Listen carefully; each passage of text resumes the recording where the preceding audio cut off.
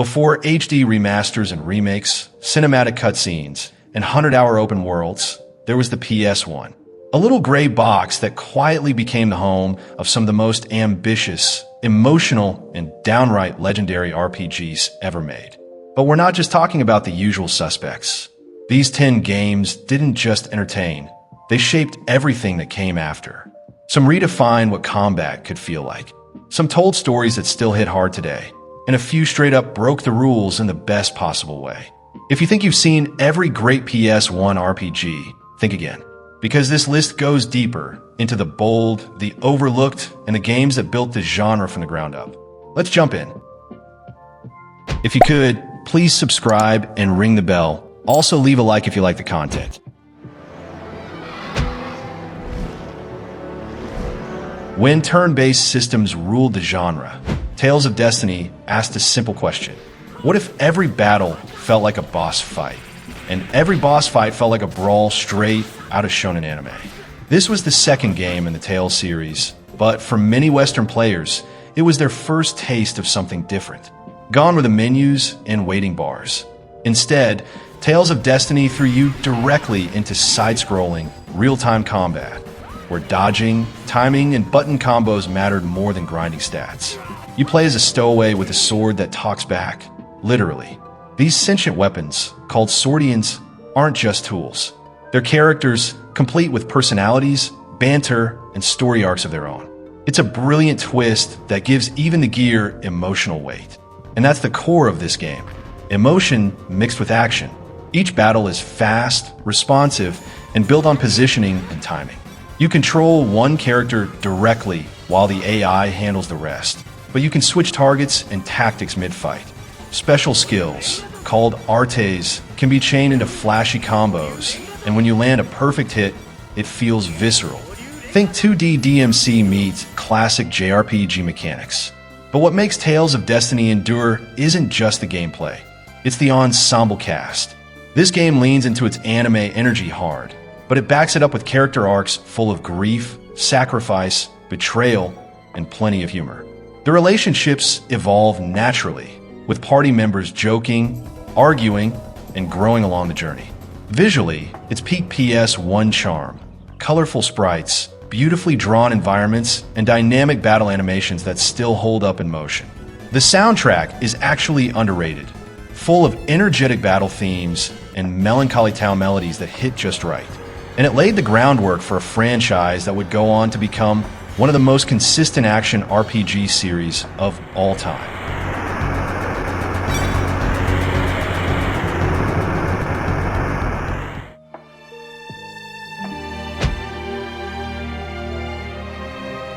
Suikoden 2 doesn't open with a bang. It opens with a betrayal. And from that moment on, it stops being just a game and becomes a story that stays with you. You play as a young soldier caught in the crossfire of a collapsing peace.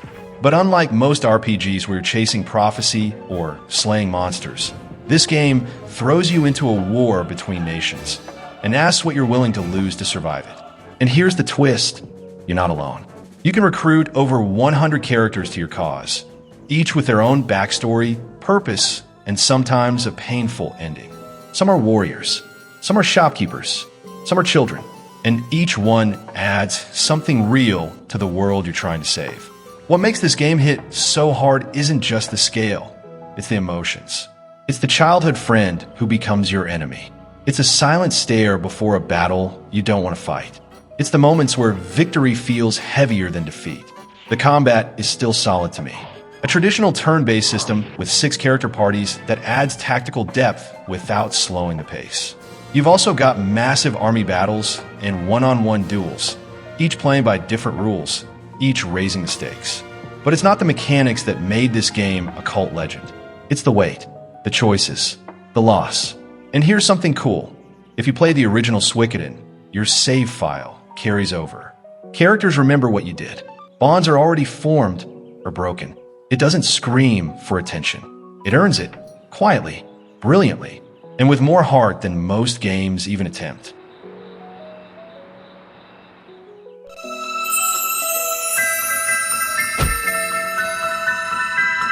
While most RPGs were chasing cinematic moments and flashy battles, Final Fantasy Tactics took a different route, one lined with betrayal, bloodlines, and brutal decisions. At first glance, it looks like chess with anime hair. But behind the grid-based combat and pixel art is a story darker and more mature than most Final Fantasy titles dared to be. No chosen one, no ultimate evil, just power, corruption, and the slow decay of loyalty. You play as Ramza, a noble caught between his duty and his conscience. Don't worry, Delita. I'm sure she is well. And as the war spirals out of control, what starts as a typical rebellion story turns into a political tragedy worthy of Shakespeare. The real enemies aren't monsters. They're the people pulling strings from behind the throne. Also, the gameplay. The job system is pure brilliance. You could build your party however you wanted. A black mage with ninja speed, a holy knight with thief abilities, or a time mage who could literally stop the fight in its tracks. No path was wrong, but every choice mattered.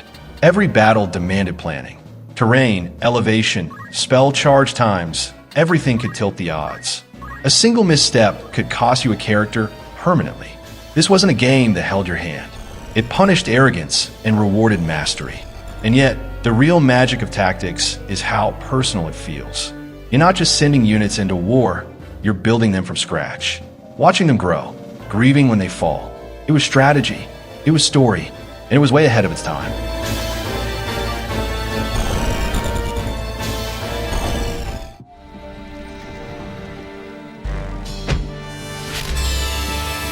If Final Fantasy gave you magic systems, and Dragon Quest gave you tradition, Legend of Legaia handed you the gloves and said, get in the ring. This game took the traditional turn-based formula and twisted it into something tactile. A combat system called Tactical Arts, where you didn't just choose attack or spell. You input directional combos. Each combination was a different martial arts move. And as you leveled up and experimented, you'd unlock arts moves, devastating finishers that felt more like secret fighting game inputs than RPG attacks. And that's just the start. The world of Legaia is being consumed by a mysterious mist that turns once helpful magical creatures, called Seru, into violent monsters. Humanity is on the brink, and your small party of 3 heroes is all that stands between survival and extinction. But here's where the game gets clever. The very monsters you're fighting, you can absorb them.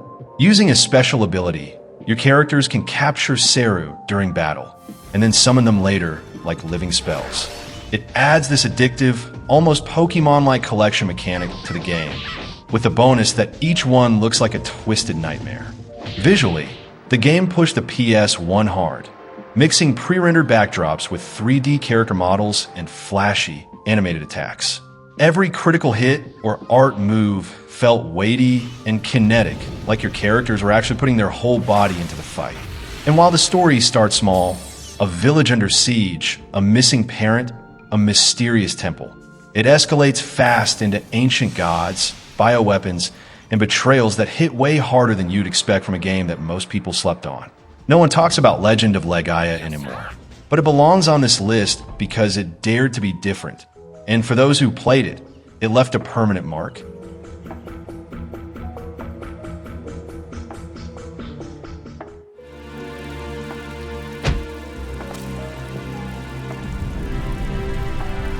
Most RPGs want to take you on a grand adventure. Vagrant Story locked the doors and told you to survive if you can. Released near the end of the PS1's life cycle, this game didn't just break the mold, it smashed it to bits. No towns, party system, or overworld. Just you, a cursed city, and a slow descent into madness, memories, and myths. You play as Ashley Riot, an elite agent known as a risk breaker, sent to infiltrate the haunted ruins of Liamond, where cults, politics, and ancient powers collide. But this mission ends up being a spiral. The deeper you go, the less certain you become of what's real or who Ashley even is. Mechanically, I think Vagrant Story is one of the most complex RPGs ever released on a console. Combat plays out in real time, but you can pause and target specific body parts.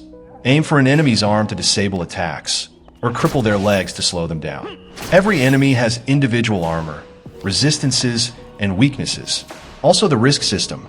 Every combo attack you land raises your risk gauge, making your follow-up hit stronger, but also less accurate and more vulnerable to counters. It forces this constant tension of either going for one more strike or retreating. I haven't even touched weapon crafting. You don't find legendary swords in treasure chests. You build them from scratch. Blades, hilts, grips, gems. You combine them based on enemy type, elemental alignment, and even combo timing. A sword that devastates undead might bounce off a golem. Trial and error. Visually, Vagrant Story pushed the PS1 beyond belief. Fully 3D environments, dynamic lighting, cinematic camera work that felt more Metal Gear than Final Fantasy. And the thick and gothic atmosphere was oppressive but gorgeous. Vagrant Story doesn't beg you to love it. It challenges you to understand it. And once it clicks, there's no turning back.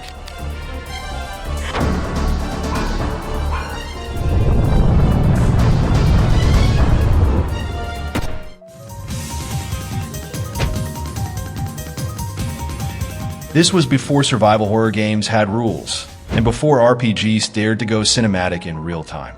This was Parasite Eve. It was a bold hybrid of RPG mechanics, biological horror, and cinematic storytelling. It felt like something torn straight from the silver screen and jammed into your PlayStation.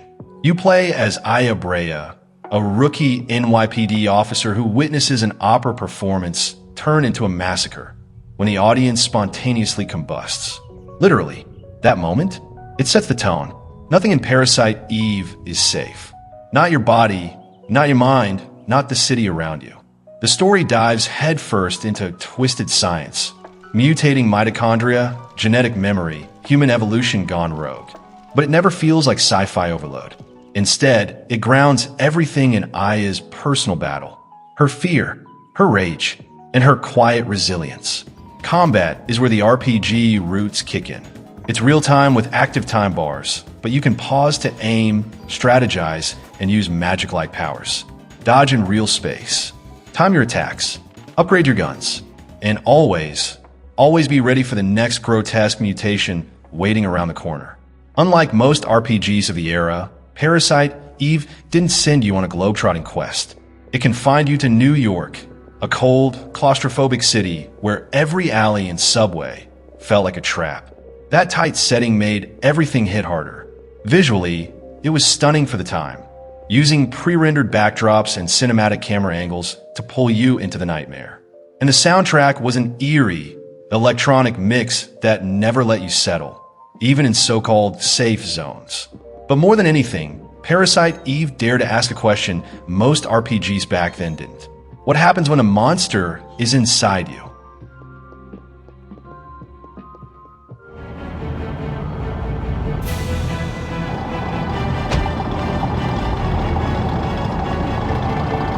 In an era obsessed with grit, systems, and cinematic flair, Lunar, Silver Star Story Complete reminded everyone that sometimes the best RPGs just make you feel.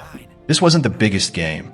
It didn't have the flashiest mechanics or the most mind-bending twists, but it had heart, and in a generation filled with brooding protagonists and apocalyptic stakes that made it stand out. You play as Alex, a wide-eyed dreamer in a quiet village, inspired by legends of the ancient Dragon Master.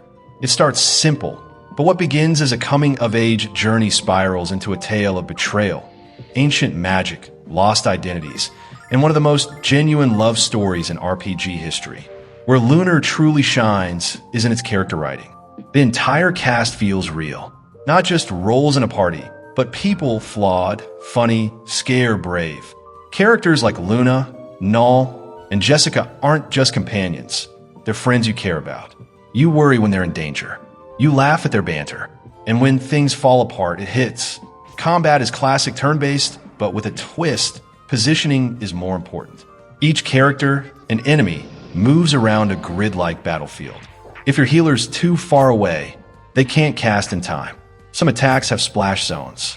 Some require spacing. It turns what could be a simple system into a small tactical puzzle with every fight. Visually, Lunar embraced 2D beauty at a time when everything was going 3D. The sprite work looks vibrant, expressive, timeless.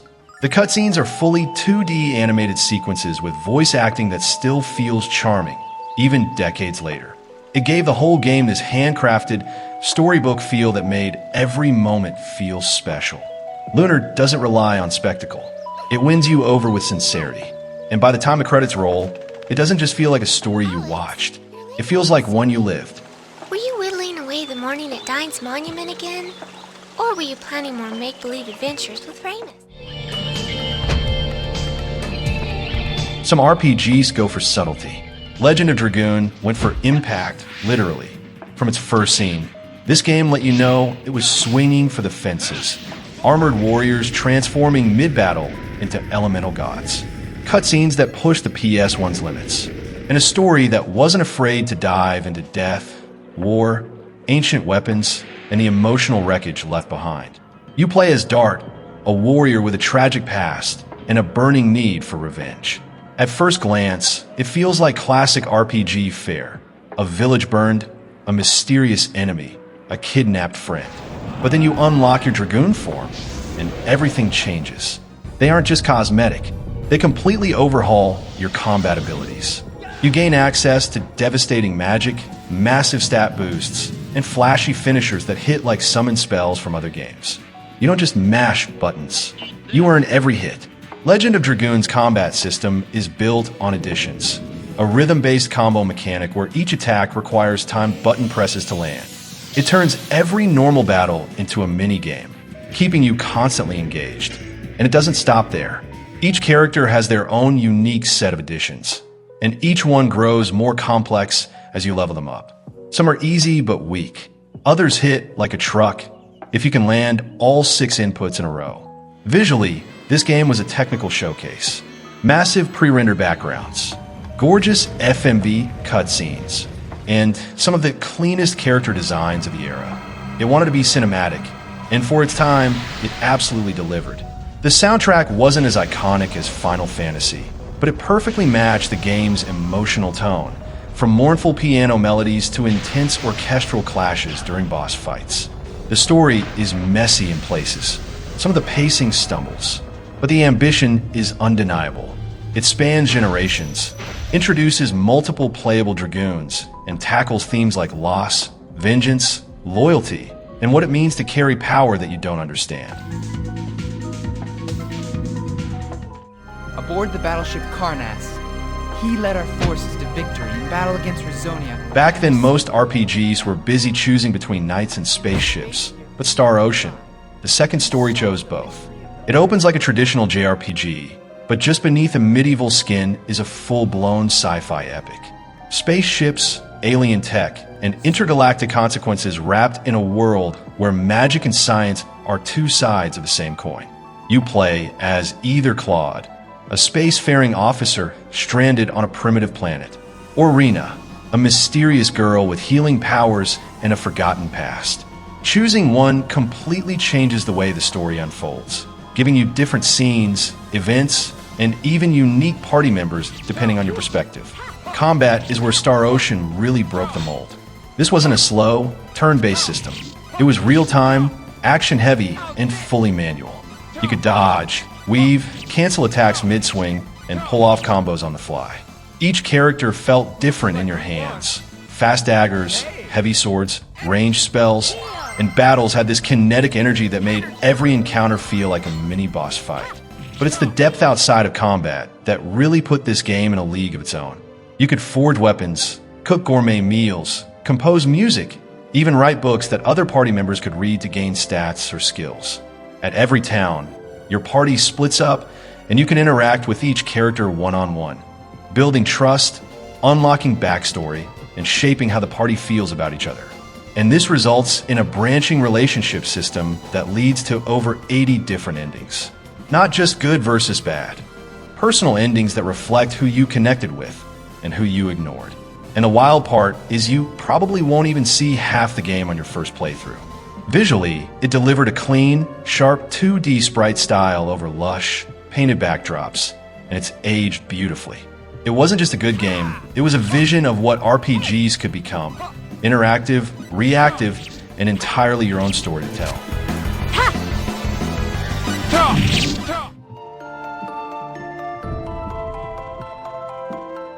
If most PS1 RPGs felt like fantasy epics or sci-fi adventures, Valkyrie Profile felt like a myth carved in stone. Set against the backdrop of Ragnarok, the end of the world in Norse mythology, this game puts you in the armor of Lenneth, a Valkyrie tasked with gathering the souls of fallen warriors, the Einherjar, to fight in the final battle between gods. Every soul you collect has a full backstory, a life, a tragedy, a death. You don't just gain new party members, you inherit their unfinished business. One might die avenging a family, another in betrayal. Each story is its own emotional gut punch, told in short but powerful vignettes. But the narrative really stands out in how, instead of roaming freely through towns and maps, you're working against time. The game is split into chapters, and every action, every dungeon, every story segment costs time. Wasting it means missing out on something, but rushing might make you unprepared. Combat is fast, stylish, and like nothing else on the console. You fight on a 2D plane where each character is mapped to a face button. Press them in rhythm, and your team unleashes a chain of attacks, launching enemies into the air, juggling them, and then finishing with cinematic super moves. Each character has their own combo patterns, so learning how to sync them turns every fight into something that feels more like art than combat. To me, it's visually timeless. Gorgeous sprite work layered over lush backgrounds, fluid animation, expressive designs. The whole thing looks like a moving painting with music to match, thanks to an atmospheric, sweeping soundtrack that perfectly underscores every battle and every soul's sorrow. And beneath all that beauty is a cold truth. You're not just preparing these warriors for war. You're deciding who lives on and who's sent to fight and die without you. It's beautiful, it's brutal, and it's unlike anything else on the PS1.